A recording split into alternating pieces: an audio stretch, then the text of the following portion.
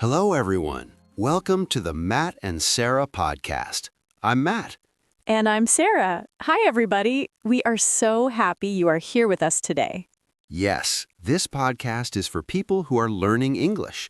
We speak slowly, we speak clearly, and we try to make it fun.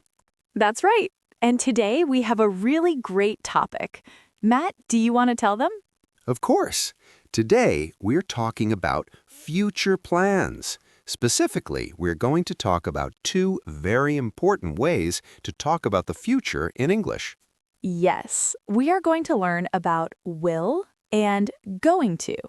These are two ways to say what you want to do or what you plan to do in the future. And don't worry if this sounds a little confusing right now. By the end of this episode, you will understand the difference very clearly.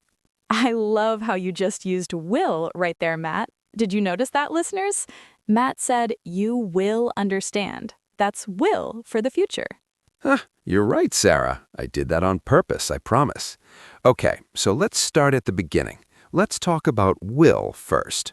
Good idea. So, will is a very simple word. It comes before the verb. For example, I will eat lunch later. Or, she will call you tomorrow. Exactly. And the structure is easy. Listen, subject, will, verb. That's it. I will go. You will see. They will come. Nice. So, will is simple. But when do we use it? Matt, can you explain? Sure. We use will for a few different situations. The first one is when we make a decision right now, in this moment. For example, imagine you're at a restaurant and the waiter asks, "What do you want to eat?" And you look at the menu and say, "I will have the pasta, please." You just decided right now. Oh, that's a perfect example. So you didn't plan it before. You just decided in that moment, and you use will for that. Exactly right, Sarah. Another situation where we use will is for promises. For example, I will always love you, or I will help you tomorrow, I promise. You're making a promise to someone. Aw, I will always love you. That's very romantic, Matt. Well, we have to give good examples. And the third situation is predictions, when you think something will happen in the future, but you're not completely sure. For example, I think it will rain tomorrow. You're guessing, you're predicting. Okay, so let's review will quickly. We use will for, number 1, a decision you make right now, number 2, a promise, and number 3, a prediction about the future. Perfect summary, Sarah. You're a great teacher. Thank you. Okay, now let's talk about the negative form, because in English, we sometimes want to say what we will not do, right?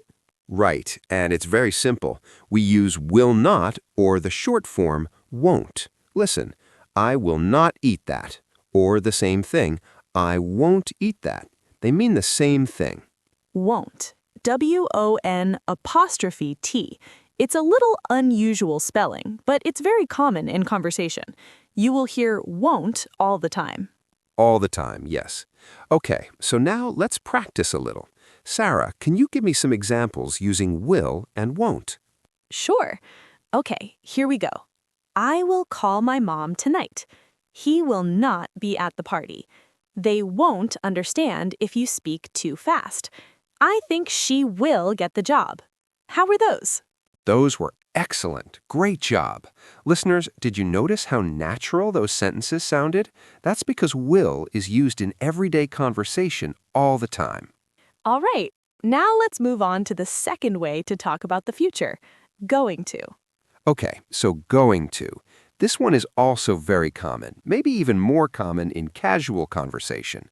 The structure is subject plus am, is, are, plus going to, plus verb. So, for example, I am going to study tonight. Or she is going to visit her grandmother. Or they are going to watch a movie.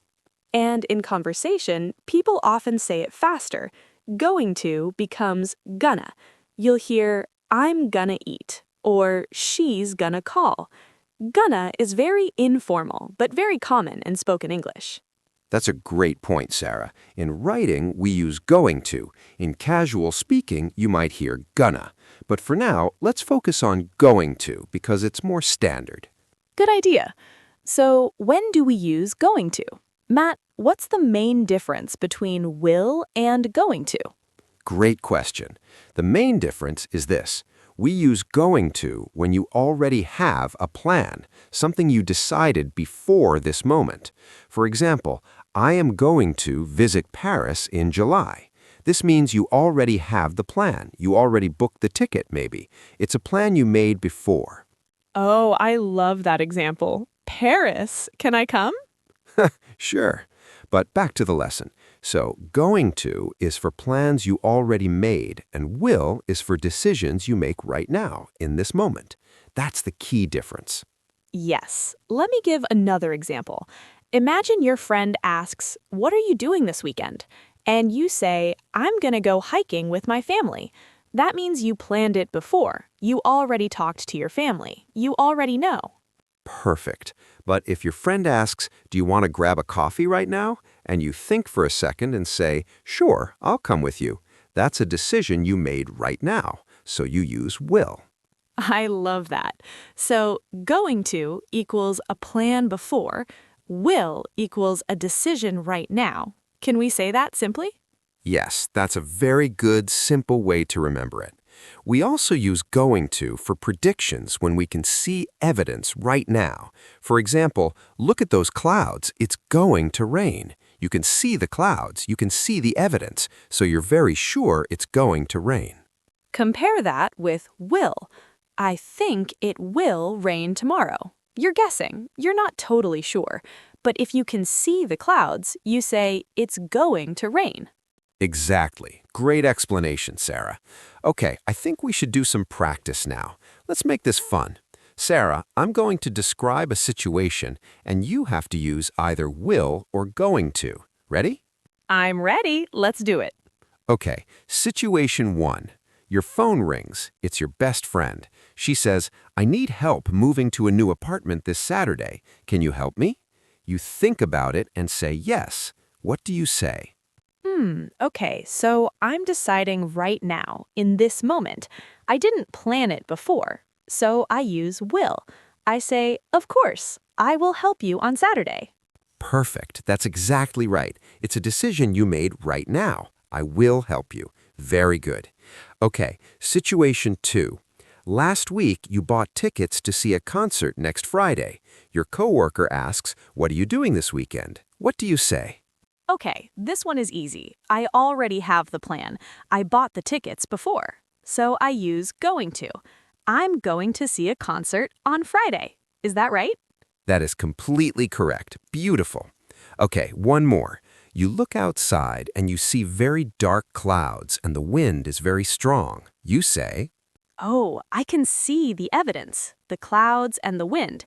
So I say, it's going to storm. I'm very sure because I can see it. excellent. You got all 3. Listeners, did you follow along? Try to answer those questions at home or pause the podcast and practice. That's a really good way to learn. Yes, pause and practice. Okay, Matt, I want to talk about questions too, because we also need to ask about people's future plans, right? Absolutely. Great point. So how do we ask questions with will? We flip the subject and will. So instead of you will come, we ask, will you come? Instead of he will be there, we ask, will he be there? And for going to, we flip the am, is, are. So instead of you are going to travel, we ask, are you going to travel? Instead of she is going to study, we ask, is she going to study? Perfect. Let's do a little role play now. Sarah, imagine we're friends having a conversation. I will ask you some questions about your future plans. Oh, fun. Okay, go ahead. So, Sarah, what are you going to do this weekend? I'm going to visit my parents on Saturday, and on Sunday, I'm going to rest and maybe read a book. What about you, Matt? Will you be busy? Actually, I'm not sure yet. I think I will probably clean my apartment and go for a walk. Oh, and I will definitely cook dinner. I love cooking on Sundays. That sounds nice. Will you make something special? I think I will make pasta, my grandmother's recipe. It's delicious. I'm going to need that recipe, Matt. Seriously. I'll send it to you after the show. Okay, listeners, did you notice? In that conversation, we used both will and going to very naturally. We mixed them because that's what people do in real life. That's such a good point. In real conversations, you don't always stop and think, which one should I use? But as you practice more and more, it becomes automatic. Exactly. And the more you listen to English, podcasts, movies, songs, the more these structures will feel natural. Okay, let's do one more thing before we finish. Let's give some common phrases and sentences that you can use right away, like today, in your life. Great idea. Here are some useful phrases with will. I'll be right there. This means I'm coming, just wait a moment. Very useful. I'll call you later. Perfect for When you say goodbye, it'll be okay. This is something you say to comfort someone. I won't forget. A promise. Love those. And now for going to. I'm going to be late. Very useful and, unfortunately, very common. She's going to have a baby. Exciting news. We're going to make it, meaning we will succeed. Are you going to eat that? Ha, useful at a restaurant or at home, Are you going to eat that? So important. right? These are all phrases you can start using today. Write them down, put them on sticky notes, practice them in the mirror, whatever works for you. That's great advice. Okay, let's do a final summary of everything we learned today. Sarah, can you take us through it? Of course. Okay, listeners, here is everything we covered today. First, we use will for decisions we make right now, for promises, and for predictions when we are not completely sure. The structure is subject plus will plus verb. For example, I will help you. And the negative is will not or won't. For example, I won't be home tonight. Second, we use going to for plans we already made before and for predictions when we can see evidence. The structure is subject plus am, is, are plus going to plus verb. For example, she is going to travel to Japan next month. And the negative is am, is, or are not going to. For example, he isn't going to come to the party. And the key difference to remember, will is for right now decisions and uncertain predictions. Going to is for already made plans and sure predictions. That is a fantastic summary. I am so proud of you, listeners. Seriously, this is not easy, but you are doing it. You are here, you are listening, you are learning. That takes courage and dedication. Absolutely. And remember, making mistakes is part of learning. Even native English speakers mix up will and going to sometimes in casual conversation, so don't be too hard on yourself. Great point. Language is not about being perfect. It's about communicating. So practice, speak, and be brave. Before we go, we have a little homework challenge for you. Think about your plans for next week. Write 5 sentences using going to and write 5 sentences using will. Try to make them real. Real plans, real predictions, real promises. I love that challenge. If you want, you can share your sentences in the comments or on our social media. We would love to read them. Yes, we read everything and we will respond. See, I just used will because responding to you is a promise I'm making right now. Ha! Perfect. You're a natural. Okay, everyone, that's all for today's episode of the Matt and Sarah podcast. We hope you enjoyed it, and we hope you learned something new. If you liked this episode, please share it with a friend who is learning English. It really helps us a lot. And subscribe so you don't miss our next episode. We are going to talk about past tenses next time, something else very important for beginners. Oh, that's going to be so good. I'm already excited. Me too. Okay, until next time, keep practicing, keep smiling, and remember, every word you learn is a step forward. Bye, everyone. See you next time. Take care, everyone. Bye-bye.